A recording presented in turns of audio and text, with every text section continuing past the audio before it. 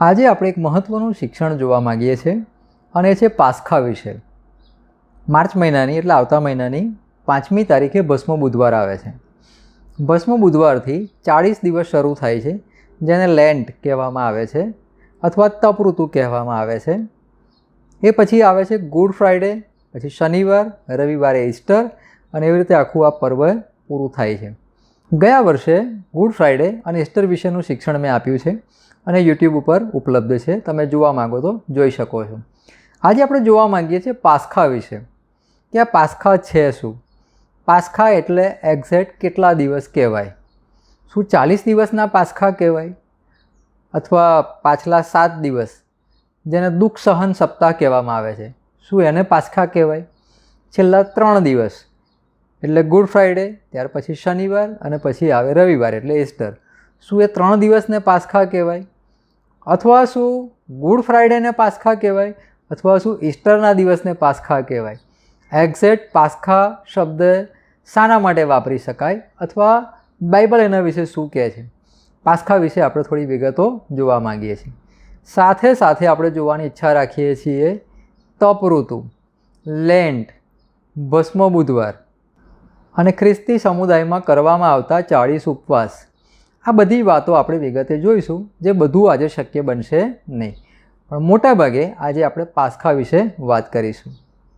હવે વચનમાંથી આપણે વાંચીએ માથીની લખેલી સુવાર્તા, તેનો 26મો અધ્યાય, તેની 17મી કલમ, જે આ પ્રમાણે લખ્યું છે.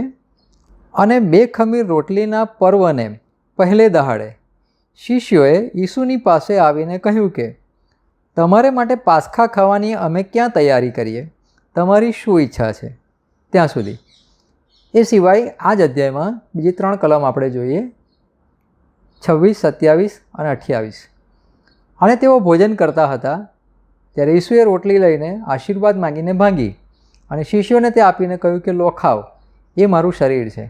અને તેમણે પ્યાલો લઈને તથા સ્તુતિ કરીને તેઓને આપીને કહ્યું કે તમે સૌ એમાંનું પીઓ, કેમ કે નવા કરારનું એ મારું લોહી છે, જે પાપોની માફીને અર્થે ઘણાઓને માટે વહેવડાવવામાં આવે છે. બસ ત્યાં સુધી. અહીંયા આપણે 4 કલમો જોઈ, એક 17મી અને ત્યાર પછી 26, 27 અને 28 કલમ. પ્રભુ ઈસુનું આ મરણ અગાઉનું છેલ્લું ભોજન હતું, જે પાસ્ખાના અનુસંધાનમાં તેઓએ કર્યું હતું, એવું ચોખ્ખું અહીંયા લખ્યું છે 17મી કલમમાં. ત્યાં લખ્યું છે 2 ખમીર રોટલીના પર્વને પહેલે દિવસે. અને શિષ્યોએ પૂછ્યું કે તમારા માટે પાસ્ખા ખાવાની અમે તૈયારી ક્યાં કરીએ? હવે આજે પાસ્ખા શબ્દ અહીંયા વાપરવામાં આવ્યો છે. સાથે સાથે 2 ખમીર રોટલીનું પર્વ એવું લખવામાં આવ્યું છે. એકચ્યુઅલી જોવા જઈએ તો આ 2 ખમીર રોટલીનું પર્વ છે. જૂના કરારમાં એનું અનુસંધાન આપણને જોવા મળે છે, જે જોવું જરૂરી છે કે એક્ઝેક્ટલી આ પાસ્ખા છે શું અને પ્રભુ ઈસુના મરણની સાથે શું એને કોઈ લેવા દેવા છે કે નહીં? આપણે એને કેવી રીતે અમલમાં મૂકવું જોઈએ અથવા એ વિશે કશું કરવું જોઈએ કે ના કરવું જોઈએ? બાઇબલ શું કહે છે? મારું કાર્ય માત્ર એટલું જ છે, આ બાબતો બાઇબલમાં છે કે નહીં અથવા બાઇબલ શું કહે છે એની ઉપર પ્રકાશ પાડવો. આટલું જ મારું કાર્ય છે. બાકી વ્યક્તિને જે કરવું હોય પોતાની રીતે કરવાની છૂટ છે. જોઈએ આપણે જૂના કરારમાંથી નિર્ગમનના પુસ્તકમાં આપણને વાંચવા મળશે. નિર્ગમનનું પુસ્તક, તેનો 12મો અધ્યાય અને તેની 5 થી 11 કલમો આપણે વાંચીશું, જ્યાં આગળ આ પ્રમાણે લખ્યું છે. હલવાન, એબરહિત તથા પહેલા વર્ષનો નર હોવો જોઈએ. એબરહિત એટલે કોઈ ખોડખાપણ ના હોય એવો. તે તમારે ઘેટામાંથી કે બકરામાંથી લેવો અને તે જ માસના 14મા દિવસ સુધી તમારે તે રાખી મૂકવો. અને ઇસ્રાયેલની આખી મંડળીના સમુદાયે તેને સાંજે કાપવો. તેના રક્તમાંથી લઈને જે ઘરોમાં તેઓ તે ખાય તેમની બંને બારસાખો ઉપર તથા ઓતરંગ ઉપર તેઓ છાંટે. અને તેઓ તે જ રાતે તે માંસ અગ્નિમાં શેકીને 2 ખમીર રોટલીની સાથે ખાય. તેઓ તે કડવી ભાજીની સાથે ખાય. કાચું કે તદ્દન પાણીમાં બાફીને ખાવું નહીં. તેની મૂંડી તથા પાયા તથા આંતરડા સુદ્ધા આગમાં શેકીને તે ખાવું. સવાર સુધી તેમાંનું કંઈ રાખવું નહીં, પણ તેમાંનું જે કંઈ સવાર સુધી રહે તે તમારે આગમાં બાળી દેવું. અને તે તમારે આ પ્રમાણે ખાવું, એટલે તમારી કમર બાંધીને, તમારા પગરખા પહેરીને તથા તમારી લાકડી તમારા હાથમાં લઈને ખાવું. અને તમારે તે જલ્દી ખાઈ લેવું. તે યહોવાનું પાસ્ખા છે. આ જૂના કરારમાં આપણને જે અનુસંધાન જોવા મળે છે તે છે. હું એને ટૂંકમાં સ્ટોરી કહું, મોટાભાગના બધાને ખબર હશે, કદાચ કોઈને ના ખબર હોય તો ટૂંકમાં આપણે જોઈ લઈએ કે જૂના કરારમાં ઇબ્રાહિમ આપણને એક જાણીતું પાત્ર છે. ઇબ્રાહિમનો દીકરો ઈસાક, ઈસાકનો દીકરો યાકૂબ. આ યાકૂબના 12 દીકરાઓ. એ 12 દીકરામાંથી એક યુસુફ, એના ભાઈઓએ તેને મારીને વેચી દીધો હતો, જે આગળ મિસરમાં ગયો હતો. એ પછીના થોડા વર્ષો પછી આખા જગતમાં દુકાળ પડે છે. એ દુકાળના અનુસંધાનમાં મિસરમાં પુષ્કળ અન્ન છે, કેમ કે પરમેશ્વરે યુસુફને ત્યાં આગળ એક મોટો અધિપતિ બનાવ્યો છે. આ યુસુફના બીજા ભાઈઓ, એના પિતા અને બીજા એના સગાઓ, એ બધા મિસરમાં જઈને વસે છે. ત્યાં વસ્યા પછી લાંબો સમય સુધી ત્યાં રહે છે. રાજા બદલાઈ જાય છે. જતે દિવસે તેઓ ત્યાં ગુલામ થઈ જાય છે અને આખી ઇઝરાયેલી પ્રજા મિસરમાં ગુલામીમાં હતી. બધાને આ વાત ખબર હશે. આ ગુલામીમાંથી તેઓને છોડાવવાને માટે મૂસા નામનો એક મહાન પ્રબોધક પરમેશ્વરે ઊભો કર્યો. આ મૂસાની આગેવાનીમાં આ લોકો ત્યાંથી નીકળી આવે છે. પણ એ નીકળી આવતા પહેલાં જે રાજા હતો એ તેઓને જવા દેતો નહોતો. એના અનુસંધાનમાં ઘણા બધા ચમત્કારો મિસરમાં થયા. એ બધા ચમત્કારો થયા છતાં પણ રાજા જવા દેતો નથી. ત્યાર પછી આપણે આ વાંચીએ છીએ, જે અત્યારે આ વાંચ્યું એ જગ્યાએ, કે પ્રભુ એક એવું આયોજન કરે છે કે હું મરણનો દૂત મોકલીશ. એક એવો દૂત જે આવીને આખા મિસરમાં, ચાહે તે ઇઝરાયેલી હોય કે મિસ્રી હોય, ફરીથી હું બોલું, ધ્યાનથી સાંભળજો, ઇઝરાયેલી હોય કે મિસ્રી હોય, આખા મિસરમાં ફરીને જે પ્રથમ જન્મેલું હોય, કોઈ પણ ઘરમાં પ્રથમ જન્મેલું, ઇવન જાનવરોમાં પણ જે પ્રથમ જન્મેલું હોય તેને તે મારી નાખશે. જો તમારે તે દૂતથી બચવું છે તો એના માટેની આ એક રીત છે અથવા વ્યવસ્થા છે કે તમારે આવી રીતે એક હલવાન લેવું, એ હલવાનને તમારે કાપી, એ હલવાન તમારે ખાવાનું છે, પણ એનું જે રક્ત છે તમારી બારશાખો ઉપર, એટલે કે ઘરના બારણાની ઉપર જે પેલું ધાર હોય ત્યાં આગળ તમારે લગાવવાનું છે. એ દૂત જ્યારે આવશે ત્યારે તમારું એ બારણું જોઈને, એ રક્ત જોઈને તમારું ઘર ટાળી મૂકશે અને જે ઘરો પર એ રક્ત નથી લગાવેલું, એટલે કે મિસ્રી ઘરો, મિસ્રી ઘરોમાં પ્રથમ જન્મેલાઓને તે મારી નાખશે. અને આ જે ઘટના ઘટશે, રાજા સામેથી તમને કહેશે કે તમે જતા રહો અહીંયાથી, અને આવી રીતે તમારો છુટકારો થશે.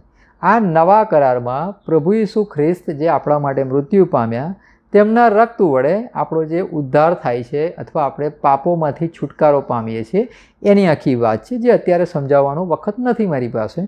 પણ નવો જન્મ નામનું એક મેં વિડીયો અપલોડ કરેલો છે, શિક્ષણ આપેલું છે, તેમાં તમને નવો જન્મ પામવા વિશેની માહિતી સરસ મળી આવશે. અત્યારે આપણે આ વાતમાં આગળ વધીએ કે ઇસ્રાયેલ પુત્રો જે દિવસે મિસરમાંથી છૂટીને નીકળ્યા એની આગલી રાત્રે આ ઘટના બની હતી અને એને તેઓ પાસ્ખા કહેતા હતા. હવે જુઓ, પાસ્ખા શબ્દ હું ક્યારનો બોલતો આવ્યો છું, પણ હવે એમાં એક કરેક્શન હું કરવાની ઈચ્છા રાખું છું કે જેથી આપણે એક એક કરીને સ્ટેપ પ્રમાણે પગલાં ભરતા ભરતા આગળના મુદ્દાઓમાં વધીએ. પાસ્ખા શબ્દ, અહીંયા પાસ્ખા જ લખ્યું છે, જેમ હમણાં આપણે વાંચ્યું. પ્રભુ ઈસુ જે ભોજન કરવા બેઠા ત્યાં પણ પાસ્ખા શબ્દ વાપરવામાં આવ્યો છે. પણ આ પાસ્ખા શબ્દ તમને ગુજરાતી ભાષામાં વાંચવા મળશે, પણ મૂળ ભાષામાં ત્યાં પાસ્ખા શબ્દ નથી. પાસ્ખા શબ્દ ગુજરાતી શબ્દ નથી. પાસ્ખા શબ્દ ઇંગ્લિશ શબ્દ નથી. પાસ્ખા શબ્દ હિબ્રુ શબ્દ પણ નથી. જૂનો કરાર આખો હિબ્રુ ભાષામાં લખાયો છે. પાસ્ખા શબ્દ છે જ નહીં હિબ્રુ ભાષામાં. આ પાસ્ખા શબ્દ ત્યાં આવ્યો ક્યાંથી? એની સામે મોટો પ્રશ્નાર્થ છે. ત્યાં આગળ પાસ ઓવર લખેલું છે. જો તમે અંગ્રેજી બાઇબલ વાંચો તો ત્યાં તમને પાસ ઓવર વાંચવા મળશે. PASSOVER, ઓવર, પાસ ઓવર, આખો એક શબ્દ છે પાસ ઓવર, જેનો અર્થ થાય ઉપર થઈને જતા રહેવું, ઉપર થઈને પસાર થઈ જવું, પાસ ઓવર. હવે આ પાસ ઓવરનો અર્થ શું અથવા શા માટે એને પાસ ઓવર કહેવામાં આવતું હતું? અહીંયા જ આપણે વાંચ્યું કે આ યહોવાનું પાસ્ખા છે, 11મી કલમનો છેલ્લો ભાગ, તમારે જલ્દી જલ્દી ખાઈ લેવું તે યહોવાનું પાસ્ખા છે. ત્યાં પાસ ઓવર શબ્દ લખ્યો છે. નવા કરારમાં શિષ્યોએ પ્રભુ ઈસુને પૂછ્યું, તમારે માટે અમે પાસ્ખાની તૈયારી ક્યાં કરીએ? ત્યાં પાસ્ખા નહીં, ત્યાં પાસ ઓવર શબ્દ છે. પાસ્ખાનો સ્પેલિંગ છે PASCHA. હું ફરીથી બોલું, પાસ્ખાનો સ્પેલિંગ છે PASCHA, જ્યારે પાસ ઓવરનો સ્પેલિંગ છે PASSOVER. હું એ સમજાવવાનો પ્રયાસ કરી રહ્યો છું. આ જે પાસ્ખા શબ્દ છે એ શબ્દ આપણા ગુજરાતીમાં તમને વાંચવા મળશે, પણ ઓરિજિનલી ત્યાં પાસ્ખા શબ્દ નથી. પાસ્ખા શબ્દ એ પાસ્કો નામના ગ્રીક શબ્દમાંથી આવેલો છે, જેનો અર્થ શું થાય છે આપણે આગળ જોઈશું. અત્યારે આપણે પાસ ઓવરની વાત કરી રહ્યા છીએ કે પાસ ઓવર એટલે ઉપર થઈને પસાર થઈ જવું અથવા જતા રહેવું.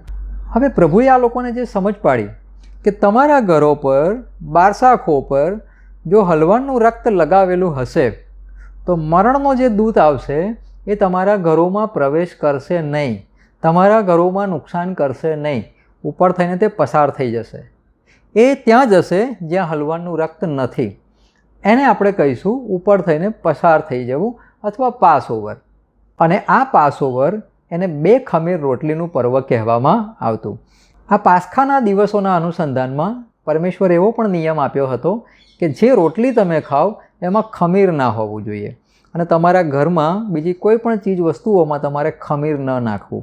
ખમીર એટલે જેને આપણે યીસ્ટ કહીએ અથવા ખારો કહીએ કે જે વસ્તુને ફૂલાવે છે, જેમ કે હાંડવો છે, ખમણ છે, ઢોકળા છે, કેક છે, જેની અંદર લોટ થોડો લેવામાં આવે પણ એમાં યીસ્ટ નાખવાથી અથવા ખારો નાખવાથી અથવા ફૂલે એવો પદાર્થ નાખવાથી એ વસ્તુ ફૂલીને મોટી થાય છે.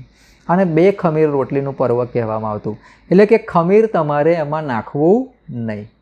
ખમીરને બાઇબલ ઢોંગ જોડે સરખાવે છે. ઢોંગ એવી વસ્તુ છે જે છે એના કરતાં કંઈક વિશેષ બતાવે. એટલા જ માટે નવા કરારમાં પ્રભુ ઈસુ ખમીરના અનુસંધાનમાં ફરોશીઓના ઢોંગની વાત રજૂ કરે છે, જે વિશે અત્યારે આપણે વધારે નહીં જોઈએ. મૂળ વાત ઉપર આપણે પાછા આવીએ. આ જે પાસ ઓવરનું જે પર્વ છે, 2 ખમીર રોટલીનું જે પર્વ છે, 15મી કલમ કહે છે કે 7 દિવસનું એ રહેતું.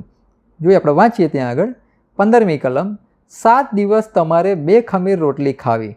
પહેલા દિવસથી તમારે તમારા ઘરોમાંથી ખમીર દૂર કરવું, કેમ કે પહેલા દિવસથી તે 7મા દિવસ સુધી જે કોઈ ખમીર રોટલી ખાય તે માણસ ઇસ્રાયેલમાંથી નાબૂદ થશે. ખમીર ના હોવું જોઈએ. અને 7 દિવસનું આ પર્વ રહે. કયું પર્વ? 2 ખમીર રોટલીનું પર્વ અથવા પાસ ઓવર. પાસ્ખા નહીં. પાસ્ખા શબ્દ પાછળથી આવેલો છે. પાછળથી એટલે ગ્રીક ભાષાનો એ શબ્દ છે. અને પ્રભુ ઈસુ ખ્રિસ્તના મરણ, પુનરુત્થાન, સ્વર્ગારોહણ આ બધું પતી ગયા પછી પાછળથી પાસ્ખા નામનો આ શબ્દ ઇન્ટ્રોડ્યુસ થયેલો છે અને બાઇબલની અંદર એનો કોઈ જાતનો ઉલ્લેખ નથી. તમે આખું બાઇબલ ફંફો છો. હું ગુજરાતીની વાત નથી કરતો. તમે અંગ્રેજીનું કોઈ પણ વર્ઝન તપાસો અથવા મૂળ એના જે કોઈ પ્રતો છે એ તમે ચેક કરો અથવા તમે ગૂગલમાં સર્ચ કરો અથવા ઇન્ટરનેટમાં બીજી કોઈ પણ જગ્યાએ સર્ચ કરો. બાઇબલની અંદર પાસ્ખા શબ્દ નથી, પાસ ઓવર શબ્દ છે અથવા 2 ખમીર રોટલીનું પર્વ એવો શબ્દ છે. તો પાસ્ખા બાઇબલમાં નથી. હું ફરીને વખત આ રિપીટ કરું છું, પાસ્ખા શબ્દ બાઇબલમાં નથી. ગુજરાતી બાઇબલમાં લખી નાખ્યો છે પણ તમે મૂળમાં જઈને જોશો ત્યાં પાસ્ખા શબ્દ નથી, ત્યાં પાસ ઓવર છે. આ પાસ ઓવરની અંદર ખોરાક એ પ્રકારનો હતો જે હમણાં આપણે અહીંયા વાંચ્યું. એમાં હલવાન એટલે કે ઘેટું અથવા બકરું કાપવામાં આવતું અને એ ખાવું એ કમ્પલસરી હતું. આ કોઈ મરજિયાત નિયમો નથી, કમ્પલસરી. શું ખાવું ચોખ્ખું અહીંયા લખ્યું છે. 2 ખમીર રોટલી, ખમીર નાખી ન શકાય અથવા ચાલશે રોટલી નથી બનાવી ભાત બનાવી દઈએ, ખીચડી બનાવી દઈએ, ના એવી વાત નથી. અહીંયા ખોરાક એટલે કે એક ચોક્કસ પ્રકારનો ડાયટ અહીંયા રજૂ કરવામાં આવેલ છે. હલવાન, ઘેટું અથવા બકરું, 2 ખમીર રોટલી, કડવી ભાજી. કેવી રીતે ખાવું એ પણ અહીંયા લખ્યું છે. તમારે એને જલ્દી ખાવું, હાથમાં લાકડી લઈને પગરખા પહેરીને તમારે ખાવું. આ જે બધી વાત છે આપણને લાગુ નથી પડતી. કોણ ખાય છે આ દિવસો દરમિયાન? કોણ હલવાન એટલે કે ઘેટું કે બકરું કાપીને કોણ ખાય છે? શું આપણે આપણા ઘરો પર એનું કંઈ રક્ત લગાવીએ છીએ? શું આપણે હાથમાં લાકડી લઈને પગમાં પગરખા પહેરીને ખાઈએ છીએ? શું કડવી ભાજી સાથે 2 ખમીર રોટલી સાથે આ ખાઈએ છીએ? આ જૂના કરારની વાત છે. આ યહૂદીઓનું એક પર્વ હતું. મારે તમારે તેની જોડે કોઈ લેવા દેવા નથી. નવા કરારની અંદર નથી કોઈએ કર્યું કે નથી આપણે કરવાનું અને આપણે કરતા પણ નથી. નામ આપી દીધું છે. હું એ સમજાવવાનો પ્રયાસ કરી રહ્યો છું. એને પાસ્ખા કહીએ છીએ પણ પાસ્ખામાં જે હતું ત્યાં શું આપણે કરીએ છીએ એક્ઝેક્ટલી પાસ્ખા પ્રમાણે? અને શું કરવું જરૂરી છે? બિલકુલ જરૂરી નથી અને કરતા પણ નથી. અને બાઇબલમાંય કોઈ નથી કર્યું. પિતરે કે પાઉલે કે યોહાને કે કોઈને નહીં. હવે એની તારીખની વાત કરીએ. પ્રભુએ એમને જે સમજ આપી હતી એ સમજ આ પ્રમાણે હતી. 6ઠ્ઠી કલમમાં આપણે જોઈએ છીએ, અને તે માસના 14મા દિવસ સુધી તમારે તે રાખી મૂકવો અને ઇસ્રાયેલની આખી મંડળીના સમુદાયે તેને સાંજે કાપવો. આ જે પર્વ છે એ 14મીની સાંજે શરૂ થતું. એટલે 15થી આપણે ગણીએ અને 7 દિવસનું આ પર્વ થાય એટલે 15 તારીખ. જો આપણા કેલેન્ડર સાથેને મેળ પડે તેવો નથી. આપણે ગ્રેગોરિયન કેલેન્ડર વાપરીએ છીએ, બધાને ખબર છે, જે સૂર્ય આધારિત છે, જે મેં મારા આગળના ઈસ્ટર અને ગુડ ફ્રાઇડેના શિક્ષણમાં સમજાવ્યું હતું, જણાવ્યું હતું. આપણે વાપરીએ છીએ ગ્રેગોરિયન કેલેન્ડર, જે સૂર્ય આધારિત છે. આ જે લોકો એટલે યહૂદી લોકો જે કેલેન્ડર વાપરતા હતા એ સૂર્ય અને ચંદ્ર આધારિત એટલે કે મિક્સ કેલેન્ડર, જેને આપણે કહીએ લ્યુની સોલાર, આવું કેલેન્ડર તેઓ વાપરતા હતા. એ કેલેન્ડર પ્રમાણે જોવા જઈએ તો આપણી તારીખનો કંઈ મેળ પડે નહીં, પણ માર્ચ કે એપ્રિલમાં આ તારીખ આવે એને જો સેટ કરવાનો પ્રયાસ કરવામાં આવે તો. એટલા જ માટે માર્ચ એપ્રિલની અંદર આ બધું ફીસ્ટ ને આ લેન્ટ ને આ બધું જે હોય છે એ બધું ગોઠવવામાં આવતું હોય છે. હું એ સમજાવવા માગું છું કે આ જે છે યહૂદી તહેવાર છે, જૂના કરારની વાત છે, આપણી સાથે એને કોઈ લેવા દેવા નથી. એ નિશાન માસના એટલે કે યહૂદી કેલેન્ડરના નિશાન માસના 15મી દિવસથી 7 દિવસનો એ મેળાવડો અથવા ઉજવણી રહેતી હતી. હવે થોડા તફાવત પર આપણે નજર કરી લઈએ. જૂના કરારનું પાસઓવર અને નવા કરારમાં પાછળથી જે પાસ્ખા ઇન્ટ્રોડ્યુસ થયું એ બંને વચ્ચે આપણે તફાવત જોઈએ. પાસઓવર જે છે એ યહૂદી પર્વ હતું, જૂના કરારનું હતું. પાસ્ખા જે છે જૂના કરારમાં પણ નથી, નવા કરારમાં પણ નથી. નવો કરાર લખાઈ ગયા પછી પાછળથી એટલે ઘણા વર્ષો પછી લગભગ ઈસવીસન 325 પછી આ પાસ્ખા શબ્દ ઇન્ટ્રોડ્યુસ કરવામાં આવેલો છે અને ખ્રિસ્તી સમુદાયમાં એનો પ્રવેશ થયેલો છે. બીજું કે આ પાસઓવર 7 દિવસનું પર્વ હતું. પાસ્ખા કેટલા દિવસ એના વિશે લગભગ કોઈ ક્લિયર નથી. મેં ઘણાને પૂછ્યું અને ઘણા સાથે વાતચીત કરી. મોટાભાગે એના અનુસંધાનમાં કોઈ 40 દિવસ કહે છે, કોઈ પાછલા 7 દિવસ કહે છે, કોઈ 3 દિવસ કહે છે, કોઈ ગુડ ફ્રાઇડેને કહે છે, તો કોઈ ઈસ્ટરને કહે છે. બધા અલગ અલગ કહે છે. ઇન્ટરનેટ પર શું લખેલું છે જો આપ તમને નવાઈ લાગશે, ઇન્ટરનેટ ઉપર એવી માહિતી છે, તમે શોધી લેજો, મળી જશે બહુ સરળતાથી. ઇન્ટરનેટ પર એવી માહિતી છે કે પાસ્ખા એટલે એક્ઝેક્ટલી ઈસ્ટર ડે. ઈસ્ટર ડેને પાસ્ખા ડે કહેવામાં આવે છે અથવા ઈસ્ટરને પાસ્ખા કહેવામાં આવે છે. મોટાભાગે લોકો પાસ્ખા એટલે 40 દિવસના ઉપવાસ, એને 40 દિવસની સાથે કનેક્ટ કરવામાં આવે છે. પણ તમે જુઓ ઇન્ટરનેટ ઉપર તો ત્યાં આગળ તો જે વર્લ્ડ વાઇડ લોકો જે પ્રમાણે સમજે છે અને વર્લ્ડ વાઇડ લોકો જે પ્રમાણે ઉજવે છે અને જે અત્યાર સુધીની પ્રણાલિકાઓ ચાલતી આવી છે એને ધ્યાનમાં રાખતા ત્યાં ઇન્ફોર્મેશન મૂકવામાં આવેલી છે, માહિતી રજૂ કરવામાં આવી છે. અને માહિતી એવી છે કે પાસ્ખા એટલે ઈસ્ટર ડે. હવે પેલું પર્વ 7 દિવસનું હતું. આ પાસ્ખા કેટલા દિવસ ને કયો દિવસ કશું ચોક્કસ એના વિશે નથી. ત્રીજો એક તફાવત અગત્યનો, જે પાસઓવર છે એ છુટકારો, વિજય અને આનંદ દર્શાવતો કે અમે મિસરમાંથી છૂટ્યા, આ રાજાથી છૂટ્યા, અમારા ઘરમાં મરણનો દૂત ના આવ્યો, અમારા ઘરમાં કોઈ મરણ ના થયું, અમે બચી ગયા. એક જાતનો આનંદ. પાસઓવર અમારી ઉપરથી મરણનો દૂત પસાર થઈ ગયો. આ એક આનંદનું પર્વ હતું. એ લોકો વર્ષો વર્ષ એનો આનંદ કરતા હતા. પાસ્ખા શબ્દ જે છે એ મેં હમણાં કીધું તેમ ગ્રીક શબ્દ પાસ્કો ઉપરથી આવેલો છે અને એનો અર્થ થાય છે ટુ સફર, એટલે કે દુઃખ સહન કરવું. અને એટલા માટે આ પાસ્ખા શબ્દ જે પાછળથી ઇન્ટ્રોડ્યુસ થયો એટલે કે પાછળથી રજૂ કરવામાં આવ્યો, પાછળથી ખ્રિસ્તી સમુદાયમાં એનો જે પગ પેસારો થયો, આ પાસ્ખા શબ્દ એટલા માટે આવ્યો કે એને પ્રભુ ઈસુ ખ્રિસ્તના દુઃખો સહન કરવાની સાથે કનેક્ટ કરી દેવામાં આવ્યો. અને પ્રભુ ઈસુ ખ્રિસ્તનું મરણ અને એમના લગતી બીજી ઘટનાઓને દુઃખની સાથે કનેક્ટ કરી દેવામાં આવી. બાઇબલ તેના દુઃખની સાથે કનેક્ટ નથી કરતું, જે આપણે દુઃખ સહન સપ્તાહ વિશેના આગળના શિક્ષણમાં વિગતવાર જોઈશું. આ કોઈ દુઃખ સહન કરવાનો મુદ્દો જ નથી, જે વિશે હું અત્યારે ખાસ રજૂઆત કરવા માગતો નથી, જે પછીથી આપણે જોઈશું. પણ હું જે સમજાવવા અત્યારે માગું છું કે પાસઓવર જે છે એ આનંદનું પર્વ છે. પાસ્ખા જે છે એમાં દુઃખ અથવા સહન કરવું એની સાથે એને કનેક્ટ કરવામાં આવેલું છે. અને એટલા જ માટે તમે જુઓ, પાસ્ખાના દિવસોમાં સારો પ્રસંગ ના કરી શકાય, લગ્ન ના કરી શકાય, કોઈ ઉજવણી ના કરી શકાય. પાસ્ખાના દિવસોમાં દાઢી વધારવાની, વાળ બને તો નહીં કપાવવાના, સારું નહીં ખાવાનું, માંસ મટન મચ્છી કશું નહીં ખાવાનું. હું એવું સમજું છું કે જો કોઈ વસ્તુ ખરાબ છે, ખોટી છે, તો એ ક્યારેય ના કરવી જોઈએ. દાખલા તરીકે કોઈને ડૉક્ટર એવું કહે કે તમે બીડી પીવો છો ને, હા હું પીવું છું, તો તમે આ તમને જે શ્વાસ ચડે છે, ખાંસી છે, તમને આ બધી જે સમસ્યા થયેલી છે, તમને દવા આપું છું પણ બીડી બંધ કરવી પડશે. પેલો માણસ કહે છે સારું હું 15 દિવસ દવા ચાલે છે મારી, હમણાં મહિના સુધી બીડી નહીં પીવું. મુદ્દો એ છે કે શું તમારે મહિનો કે 15 દિવસ બીડી નથી પીવાની કે કાયમ નથી પીવાની? જો એ ખરાબ વસ્તુ છે તો મારી દવા ચાલે છે ત્યાં સુધી નહીં, એને ક્યારેય ન પીવી જોઈએ. જીવનમાં કોઈ સંજોગોમાં જ બીડી ના પીવી જોઈએ.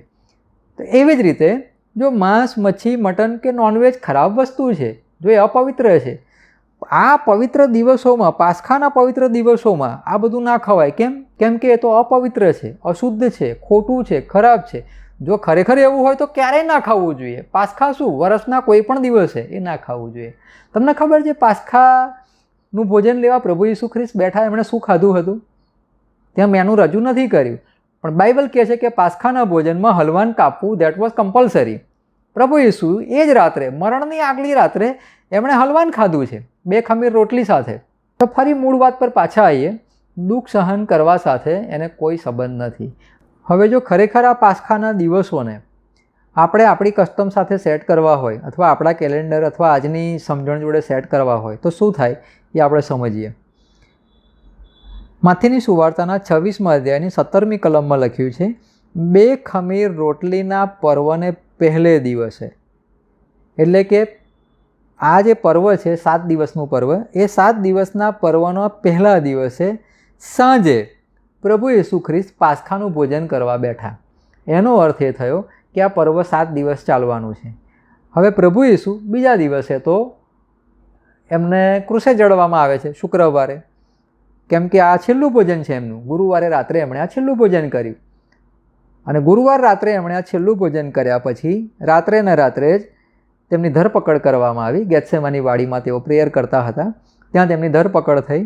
બીજા દિવસે એમને બપોરે 3 વાગે, આશરે 3 વાગે મારી નાખવામાં આવ્યા. વચ્ચે શનિવાર પસાર થયો, રવિવારે પુનરુત્થાન થાય છે. આ પ્રમાણે જો આપણે સમજણ મેળવીએ તો ગુરુવારનો દિવસ પાસ્ખાનો પહેલો દિવસ છે. અહીંયા લખ્યું છે 2 ખમીર રોટલીના પર્વને પહેલે દિવસે શિષ્યોએ પ્રભુને આવીને કહ્યું કે તમારા માટે ક્યાં વ્યવસ્થા કરીએ? પછી એ લોકોએ વ્યવસ્થા કરીને સાંજે જમવા બેઠા.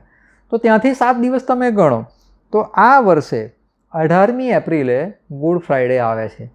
17મીએ પહેલો દિવસ ગણ પાસ્ખાનો. તો 17થી આપણે ગણીએ તો ગુરુવારથી ફરીના બુધવાર સુધી, એટલે 17 તારીખથી 23 તારીખની વચ્ચેનો જે સમયગાળો છે એને પાસ્ખાના 7 દિવસ કહી શકાય. હવે ઈસ્ટર જ્યારે ઓવર થઈ જાય એટલે આપણે તો વાર્તા પૂરી થઈ જાય છે, બધું પૂરું, હવે કશું, હવે આવતા વર્ષે. પણ પેલા પાસ્ખાના દિવસો તો કન્ટિન્યુ છે, કેમ કે એ તો ગુડ ફ્રાઈડેના આગલા દિવસે શરૂ થાય છે, ત્યાંથી 7 દિવસ ગણવાના છે. હું એ સમજાવવા માગું છું, શું ખરેખર પેલા પાસ્ખા અથવા પાસ ઓવરની સાથે આને કોઈ લેવા દેવા છે ખરી? શું આનું કોઈ કનેક્શન છે ખરું? કશું કનેક્શન નથી. પાસ્ખા શબ્દ જેમ મેં સમજાવ્યું તેમ ગ્રીક પાસ્કો નામના શબ્દ પરથી આવ્યો છે, અને આ શબ્દ બાઇબલમાં ક્યાંય નથી. બાઇબલમાં જ્યાં પણ લખવામાં આવ્યું છે ત્યાં પાસ ઓવર લખવામાં આવ્યું છે. પ્રભુ ઈસુએ જે ભોજન કર્યું એ પાસ ઓવરનું ભોજન કર્યું હતું. જૂના કરારમાં એ લોકો જે વિધિ કરતા હતા, રિવાજ પાડતા હતા, જે ઉજવણીઓ કરતા, પર્વ પાડતા હતા, એ 2 ખમીર રોટલીનું, એટલે પાસ ઓવરનું પર્વ હતું. ઉત્પત્તિના પહેલા અધ્યાયની પહેલી કલમથી પ્રકટીકરણના છેલ્લા અધ્યાયની છેલ્લી કલમ સુધી ક્યાંય પાસ્ખા નથી, પાસ ઓવર છે. પાસ્ખા પાછળથી પ્રવેશ્યું છે. એ આજનો આપણો વિષય અથવા આજનો આપણો મહત્ત્વનો મુદ્દો છે. હવે એક્ઝેક્ટલી પ્રભુ ઈસુ ખ્રિસ્તે પાસ્ખાનું ભોજન કરતી વખતે શું કર્યું અને આપણને કેવી રીતે લાભદાયી છે, અથવા આપણા માટે કેવી રીતે એપ્લિકેબલ છે, એટલે કે કેવી રીતે એને લાગુ કરી શકાય આપણા ખ્રિસ્તી જીવનમાં, એની સરસ વાત આપણને વાંચવા મળે છે. આપણે જોઈએ લુકની સુવાર્તાનો 22મો અધ્યાય, જ્યાં આગળ આ પ્રમાણે પહેલી કલમમાં લખ્યું છે, હવે 2 ખમીર રોટલીનું પર્વ જે પાસ્ખા કહેવાય છે. અહીંયા પાસ્ખા શબ્દ છે, અંગ્રેજીમાં વાંચો, જે પાસ ઓવર કહેવાય છે તે પાસે આવ્યું. આ 2 ખમીર રોટલીનું પર્વ એટલે પાસ ઓવર ખાવા માટે પ્રભુ ઈસુ બેઠા એમના 12 શિષ્યોની સાથે. ત્યાર પછી આગળ આપણે વાંચીએ છીએ 19 અને 20 કલમમાં, પ્રભુ ઈસુએ રોટલી લઈને સ્તુતિ કરીને ભાંગી અને તેઓને આપીને કહ્યું કે આ મારું શરીર છે, તે તમારે માટે આપવામાં આવે છે, મારી યાદગીરીમાં આ કરો. આપણે શું કરવાનું છે, અથવા શાની યાદગીરીમાં કરવાનું છે? ઇસ્રાયેલ પુત્રો મિસરમાંથી છૂટ્યા એની યાદગીરીમાં નહીં, પણ પ્રભુ ઈસુ ખ્રિસ્તની યાદગીરીમાં આ વસ્તુ આપણે કરવાની છે, જેને આપણે પ્રભુ ભોજન કહીએ છીએ, અથવા કરારનું ભોજન કહી શકીએ છીએ, અથવા પ્રીતિ ભોજન કે પ્રેમ ભોજન. આગળ હજુ વાંચીએ આપણે 20મી કલમ, તે જ પ્રમાણે વાળું કર્યા પછી તેમણે પ્યાલો લઈને કહ્યું કે આ પ્યાલો તમારે સારું વહેવડાવેલા મારા લોહીમાંનો નવો કરાર છે. બસ ત્યાં સુધી. જૂનો કરાર, નવો કરાર. બાઇબલ 2 વિભાગમાં વહેંચવામાં આવેલું છે. જૂનો કરાર, જે કરાર મૂસા વડે આવ્યો અને સિનાઈ પહાડ પર પરમેશ્વરે ઇસ્રાયેલ પુત્રોની સાથે કર્યો. પણ નવો કરાર પ્રભુ ઈસુ ખ્રિસ્તે આખી માનવજાત સાથે, મારી તમારી સાથે કર્યો. આ જગ્યા ઉપર બેસીને પાસ્ખાનું જે ભોજન છે એને તેમણે કન્વર્ટ કરી નાખ્યું. આપણે એ જ્યારે કરીએ છીએ ત્યારે પાસ્ખાનું ભોજન કે પાસ ઓવરનું ભોજન નથી કરતા, પણ આપણે કરીએ છીએ તે પ્રભુ ઈસુ ખ્રિસ્તની યાદગીરીમાં કરીએ છીએ કે પ્રભુએ મારા માટે એમનો જીવ આપ્યો, બલિદાન આપ્યું, જેના વડે મારા પાપો માફ થઈ શકે એમ છે. અને પ્રેઝ ધ લોર્ડ, મારા પાપો માફ થયા.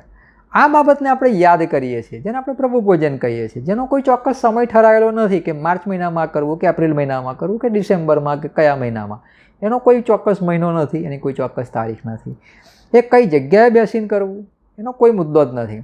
પ્રભુ ભોજન નાનકડી ટોળી છે અથવા કોઈ બહુ મોટું કોંગ્રીગેશન છે, એ ચાહે ઘરમાંની મંડળી છે કે ચાહે કોઈ પણ જગ્યાએ તમે એકઠા થયેલા છો જ્યાં ઉદ્ધાર પામેલા વિશ્વાસી લોકો એકઠા થયેલા છે, ત્યાં જેને પ્રભુ ભોજન આપણે કહીએ છીએ એ કરવામાં આવે છે. અને એ જ આ ભોજનની સાચી સમજ છે. એ સિવાયની આ બધી સમજ જેને આપણે એક તહેવારના રૂપમાં અથવા એક ચોક્કસ સમયગાળા સાથેને જે કનેક્ટ કરી દેવામાં આવેલું છે એ બાઇબલ આધારિત નથી, વચનમાં નથી. જે વાતો મેં અત્યારે રજૂ કરી છે એને તમે ચકાસી શકો ઇન્ટરનેટ ઉપર અથવા બીજા જે પણ માધ્યમો હોય, કોઈ બુક્સ હોય, હિસ્ટ્રીની કોઈ ચોપડીઓ હોય અથવા કોઈ એવા તજજ્ઞ હોય, જાણકારો હોય, એમની સાથે ચર્ચા કરીને તમે એને ચકાસી શકો છો.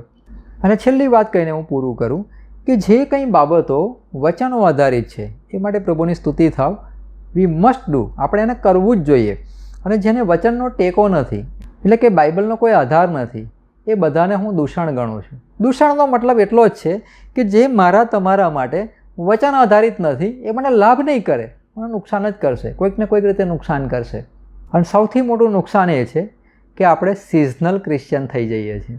આપણે સિઝનલ નથી થવાનું. સિઝનલ એટલે કે ચોક્કસ સમયોમાં કે ઋતુઓમાં એ પ્રમાણે વર્તતા લોકો. જેવી રીતે આંબાની ઉપર કેરી ત્યારે જ આવે જ્યારે ઉનાળો બેસે ને ઉનાળાની શરૂઆતથી માંડીને ચોમાસું આવે ત્યાં સુધી. બીજા સમયોમાં એની પર કેરી ના હોય. એવી રીતે આપણા જીવનોમાં પણ આ ઉપવાસ કરો અને કંઈક પ્રભુને મુખ શોધો અને બાઇબલ વાંચો અને કંઈક દેવળમાં જાઓ ને આ બધું ક્યારે કરવાનું? તો કે તો માર્ચ ને એપ્રિલમાં કરવાનું, થોડું ઘણું ડિસેમ્બરમાં કરી લેવાનું. બાકીના સમયોમાં આપણે આપણા જીવન બસ મસ્ત થઈ જવાનું, આપણને યોગ્ય લાગે, ફાવે, જેવું ગમે, આપણી ઈચ્છા થાય એવું જીવન જીવવાનું. બાકીના સમયોમાં આપણી પર ફળ આવે નહીં. એવા ખ્રિસ્તી આપણે નથી બનવાનું. આપણે સિઝનલ નથી થવાનું, પણ જે સારી વાતો છે એ 12 મહિના અને 365 દિવસ આપણે કરવાની છે. તો આજનું આ શિક્ષણ અહીંયા આગળ હું પૂરું કરું છું. પ્રભુ તમને સમજવા માટે મદદ કરે.